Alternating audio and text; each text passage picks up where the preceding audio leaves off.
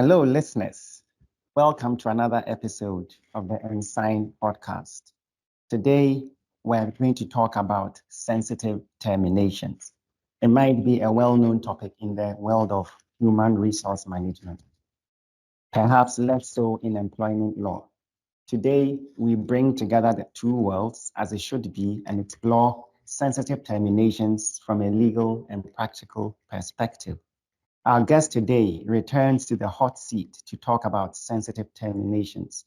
She is Amina Kaguah. Amina has been a lawyer for a quarter century and specializes in corporate and commercial law. She is the partner in charge of the corporate and commercial practice of ENS Ghana, and employment law is one of her areas of specialization. She is also the managing partner. Amina, welcome to the podcast. Thank you, David. So, I guess we should start with a definition of the term sensitive terminations. I have a sneaky suspicion it's your own coinage because I didn't find it in the labor legislation. So, what are sensitive terminations and why have you chosen to call them that? Yes, so David, you are right. It's our own coined phrase as a result of the many years that we have practiced employment law. So sensitive termination has no particular definition. It's usually a termination of a key employee, such as a chief executive or other very senior executive of a company. Sensitive termination could also be termination of an HR person, for example, because they have very confidential information of the company. It could be a personal assistant who has confidential information. It could be a company secretary, obviously because they sit in board meetings and they hear all, they hear confidential information. It could be the chief executive driver. It could be a domestic worker. Really, so sensitive termination is essentially termination of an employee that's likely to have confidential information or whose termination is likely to have very significant implications for a company. So could it be the people in the IT department? They're listening to it. It could be, David, because they press a button and you are at you're at risk. So yes, it could be. Okay. It could be. So I guess the second question is, so if an employer realizes, with this definition in mind, realizes that they are facing a sensitive termination situation, what's the first thing they should do? So David, it's very important that the employer is very tactful about the termination process. When I say tactful, it means that it has to be very intentional and well thought through.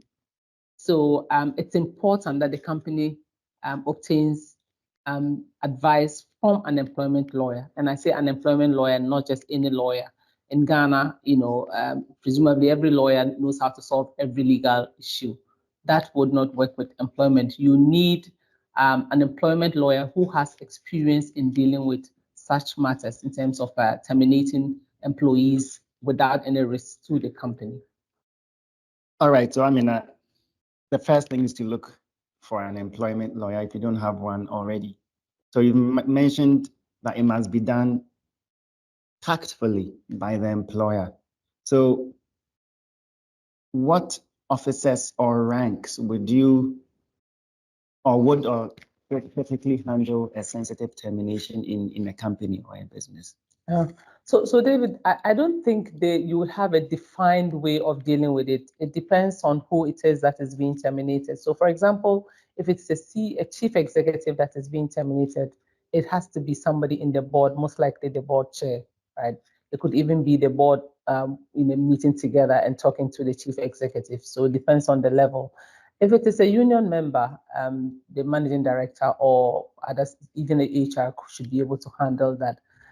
If it is a driver, any junior HR employee should be able to deal with it. Anybody with the capacity of taking those steps should be able to do it. So it depends on who it is that's being terminated. Okay, understood. So I guess the next question should be about steps. Assuming that the employer has designated the person or the people that would deal with a specific or particular sensitive termination, what practical and specific steps will you recommend that they follow?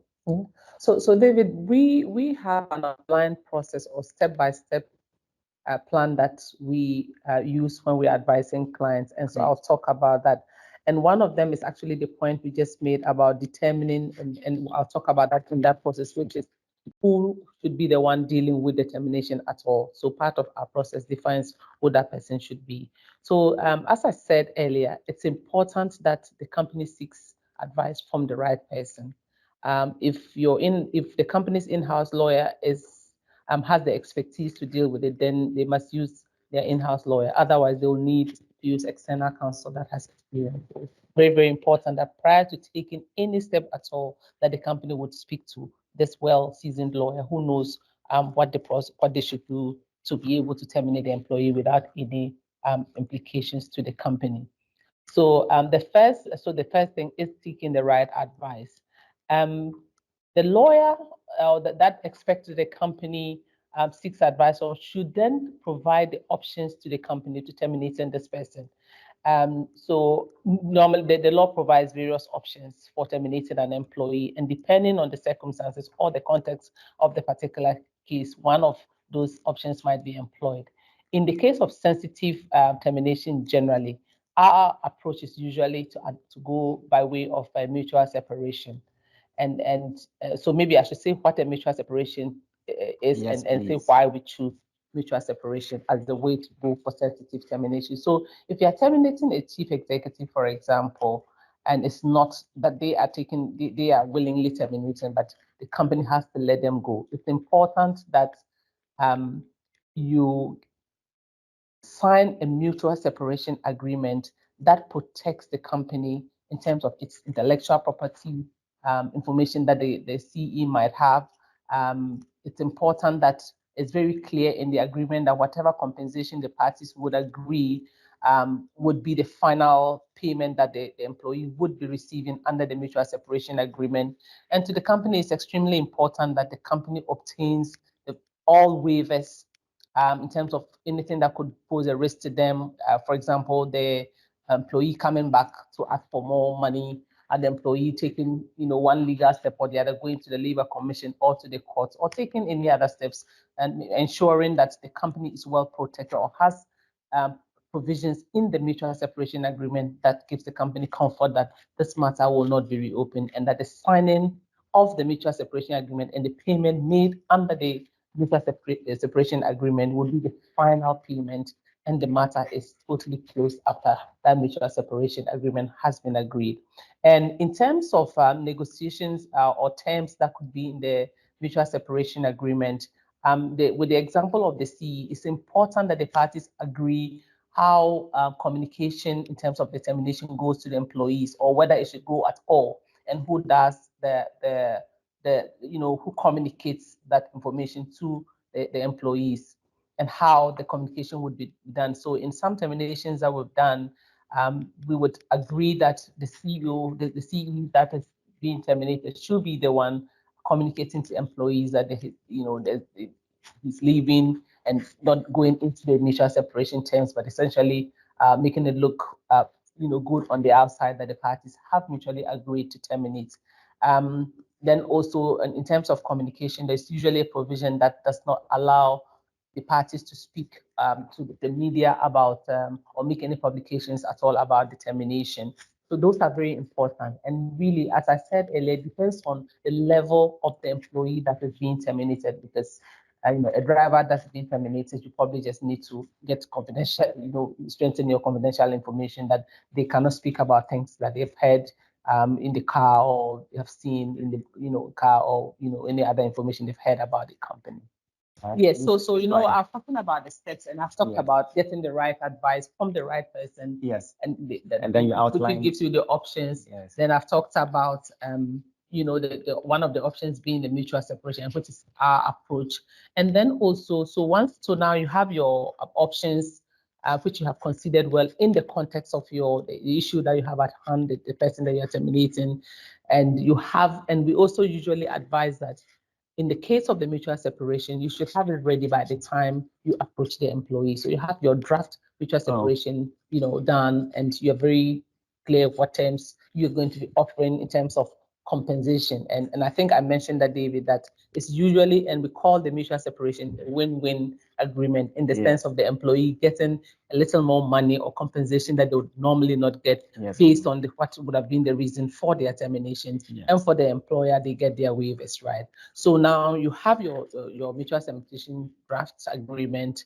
The next thing is to, and I'm giving it out here, but we usually will not be saying this, but you should have your speaking notes, because you want to ensure that this is thoroughly and carefully done so that you don't have any implications. So you have written notes, and your written notes should tell you, speaking notes. Your speaking notes should tell you what you do from the time of even how to invite the employee to the meeting, and the first thing you say, and depending on what they say, what your likely responses would be. And so for that, I think all I can say is that once you have your speaking notes, stick to them. And we say stick to them because you probably have three options that your advisor would have given you: mutual separation, termination, or notice, or another form of termination by due to poor performance conduct, right? And so you have your option one, which you're going with. And if you do not conduct that meeting well, you could end up losing the other options or putting those options at risk, right? So you want to ensure that you're following your written notes. And if the meeting is not going well, you'll have to advise yourself and stop the meeting, because then otherwise you put a risk on what else you could be doing as a company in terms of terminating that employee. So, and the other thing, David, we talked about earlier is, so now you have your speaking notes, and we talked about it earlier, who is the one that does the speaking. So it's important that you get somebody who's senior than the person that is being terminated. And as I said earlier, it's a chief executive, it's probably a board chair that is speaking to them. It's an HR manager, it's probably the managing director that's speaking to them. And all of this is done under confidentiality. And then you agree how you communicate. And then, I mean, how do these negotiations usually play out? Are they often easy? You meet once and in 30 minutes they shake hands and it's better we just hug and say bye-bye? Or have you seen 3, 4, 5 rounds of meetings drawn out over a month, over 2 months, threats here and there, people backing down slowly? How do they usually so David, in all my years of employment law practice, I've seen one situation that the employee took the letter and immediately signed it, and probably we then started worrying, like, is there more we haven't discovered yet? So because usually there will be a protracted negotiation, not protracted, but the employee would want to negotiate, and so it's not an easy process. So you call me into a meeting, being the employee, you say, we think the relationship is not working, we want it to come to an end, we're going to offer you 6 months salary. They're definitely going to want to go away, think about it, probably call a lawyer, speak to somebody, and come back to you, right? What we advise is that, because it's a mutual separation and you are giving much more than what you would give, because there's usually an underlying reason, right? Always. So try and close the mutual separation as quickly as possible. And we say within a week, within 5 working days, you should try to close it. So if the employee is presented with a draft mutual separation today, 2 days from then, we want them to be able to come back to you, because really we are making an offer that you are not, strictly speaking, entitled to, right? But Oliver asked for more is what we usually see, where they then say, okay, if they're offering 6 months, then really I could push for 9 months. Or if they're offering 9 months, I could push for a year and things. So you would find it. But I also, we in our experience, once they see that the company is very firm and knowing what might be the true reason for the termination, they'll usually want to also close as soon as possible. The trend we've also started seeing is that with mutual separations, even though the employee is getting a package and could possibly get more if they negotiated for long, and maybe if they included a lawyer, they would probably, and I saw that in the past where people want to go to a lawyer. But I've also seen the new trend, which is that they do not want to go to a lawyer to charge them, because if they're getting a year's salary, I'm not going to go and get a lawyer and pay that probably give me, and then at the end of the day, I give it to the lawyer, and then they know all my information that I don't want to share. So the people, if the offer is attractive enough, and if they have assurance that the matter ends there in terms of they signing the mutual separation agreement, then the matter would close we've seen mutual separations close fairly quicker, Okay. depending on who it is. Yeah. So my next question is to your experience again as an employment lawyer. All these steps and maneuverings we've discussed,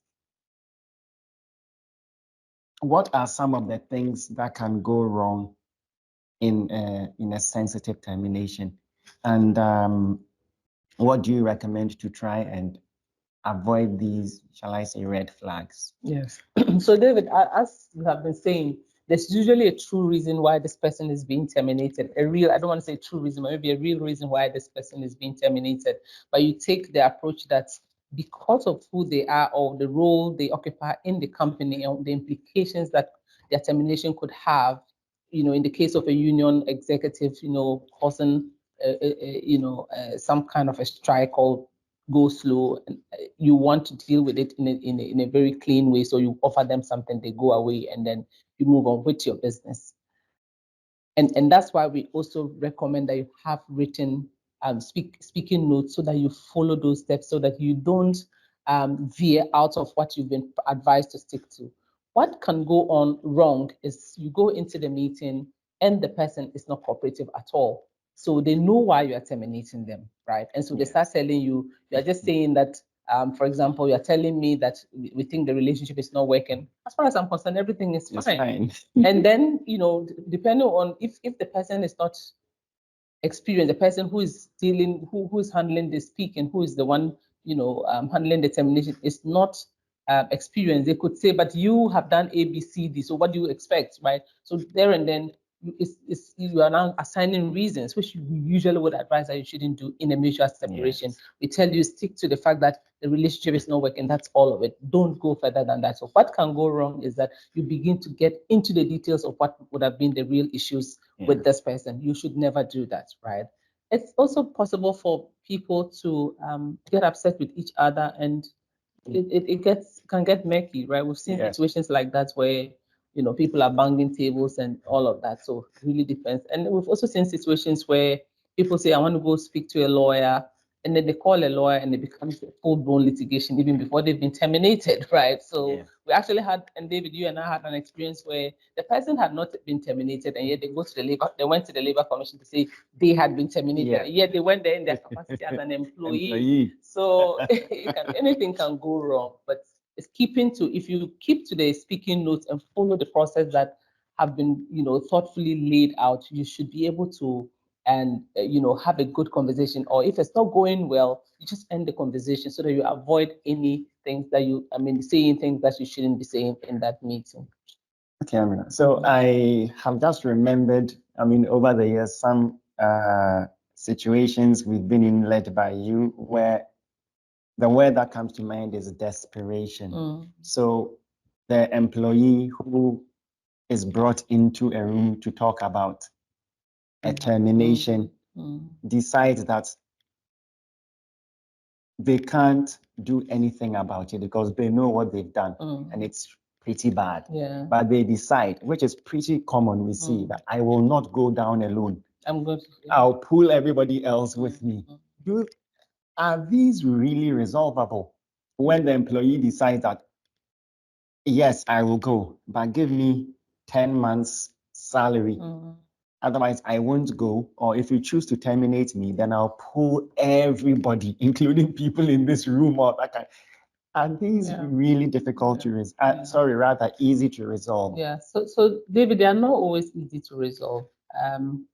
However, again, depending on the circumstances, when we are advising, we equip the person speaking in terms of the person handling the termination, the person that has been chosen to deal with the termination, with what they should be saying, depending, and we anticipate questions, things that would arise, and to tell them what their responses should be, right?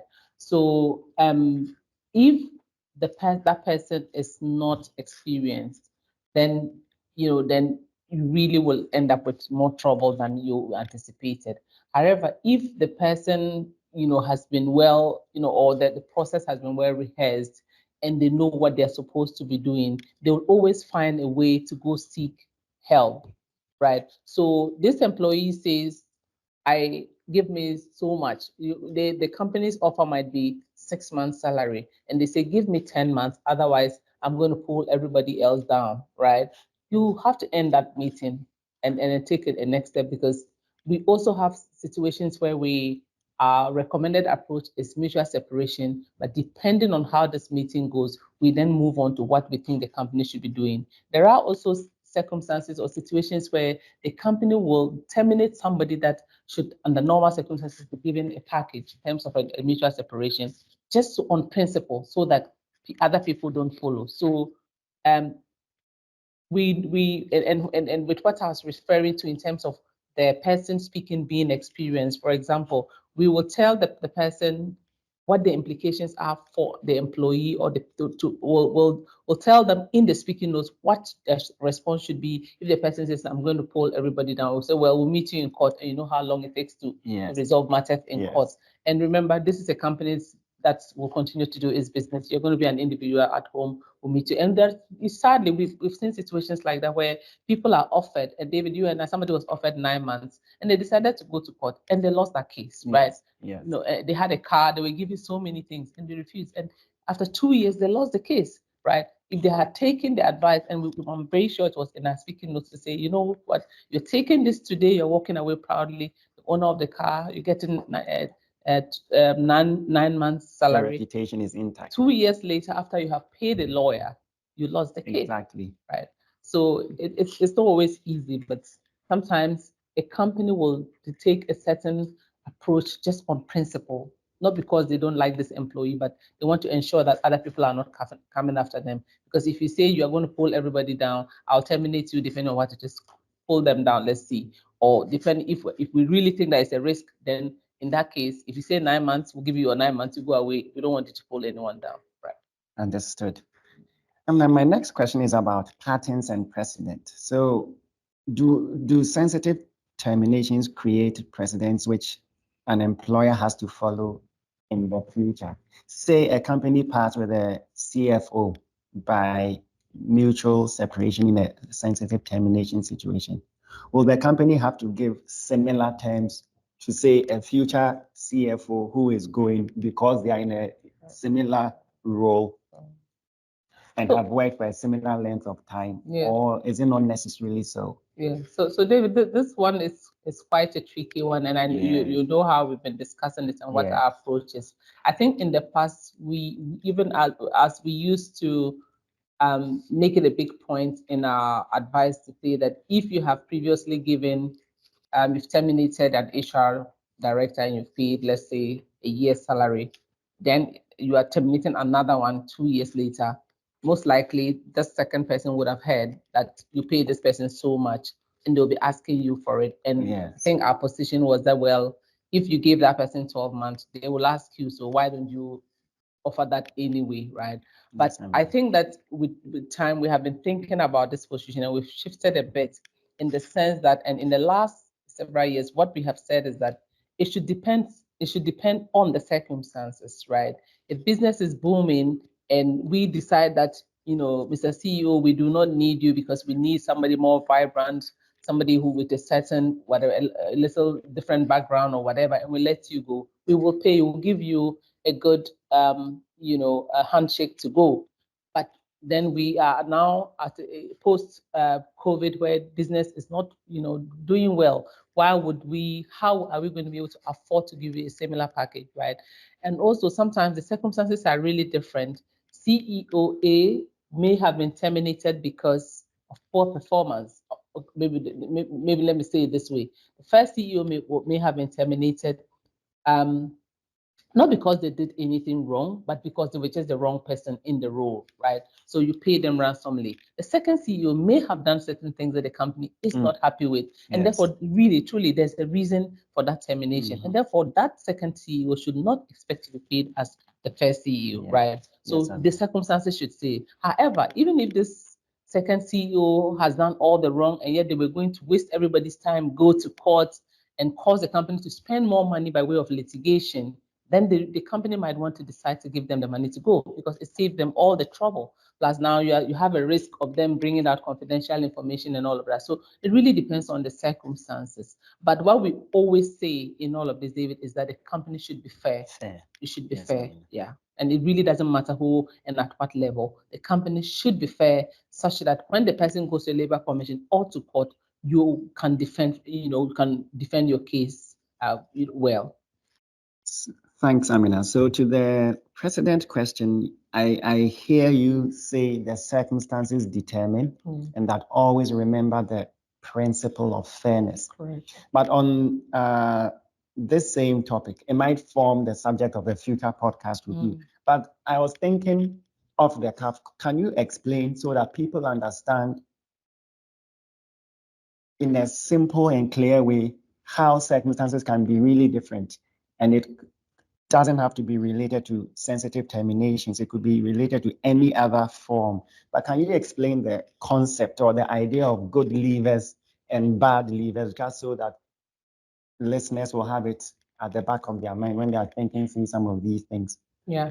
So good leavers, and it really depends on the policy of a company. But David, a good leaver will usually be somebody who is leaving not because they have done or intentionally done something detrimental to the company.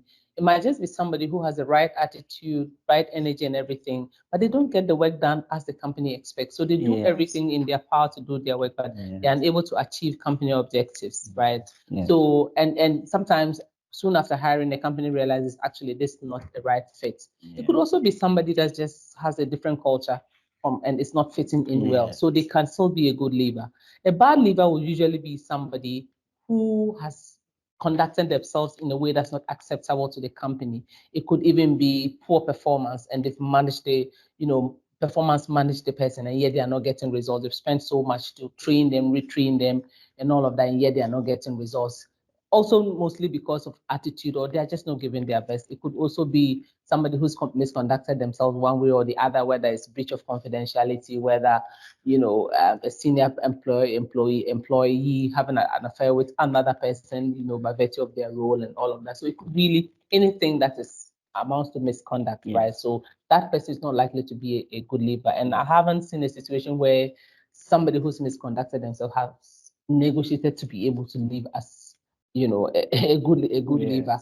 However, somebody might be sent out, maybe terminated, as I said, and still be a good leaver because it is the company that has decided that despite your good effort and the fact that you've been in this company, you are loyal, you've been here 10, 15 years, we think that it's time to go. And so they go as a good leaver.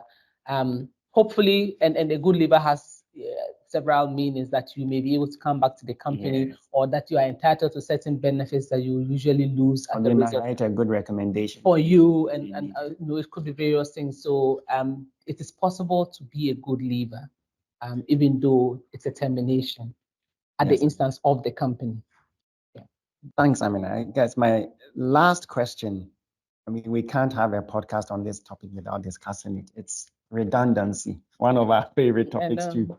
So you see lately, well, it's not too recent, probably in the last 10 years, that whenever there is a mutual separation in a company where they have a redundancy policy, the employee and the union backing the employee tends to say, let's go to the redundancy policy to determine, although this is a mutual separation.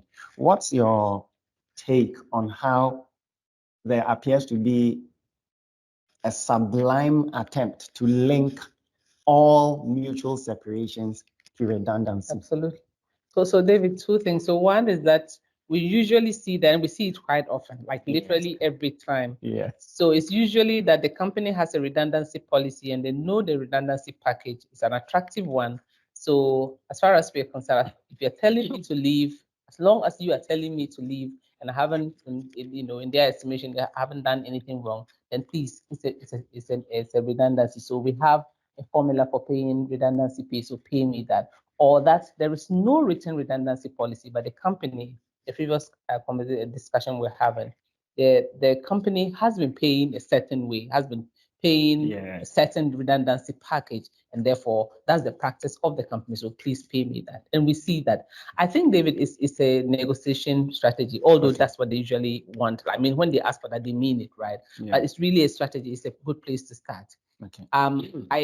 There's no reason for the company to be constrained from paying something other than that, because really it's not a redundancy. It's not a redundancy. And we've even seen situations, and we're seeing more and more, where there is a 3 month for each year service for a package, a redundancy package that is no longer doable, because times have changed, right? We cannot send one employee away and close the company, or send me away and save 50, other employees. So even in situations where there is a defined package, we're seeing more and more companies being able to negotiate to pay redundancy packages lower than defined. Otherwise, the business will close, right? Yes. So it is a strategy that's often employed by the employee. Mm-hmm. But we think that if the company negotiates well and has the right person to be doing the negotiation, and we usually see companies going into a panic as soon as the employee says that, so what do we do? What do we do? Really, it's a negotiation. They want to go home with a good compensation.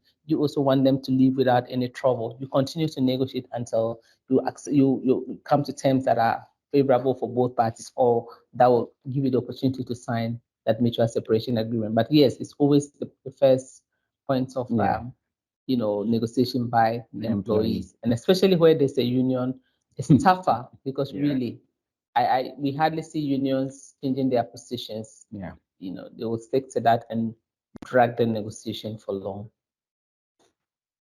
Well, listeners, there you have it. We have explored the intersection between HR best practices and employment law on the topic sensitive terminations. We have done this with Amina Kaguah, who has taken her time to break down potentially complex concepts into relatable points. Amina, thank you very much for joining us on another episode of the ENSign podcast. Thank you very much, David. It's been a pleasure speaking on this topic. And you. And listeners, thank you for giving us your time. Until another episode, it is bye-bye.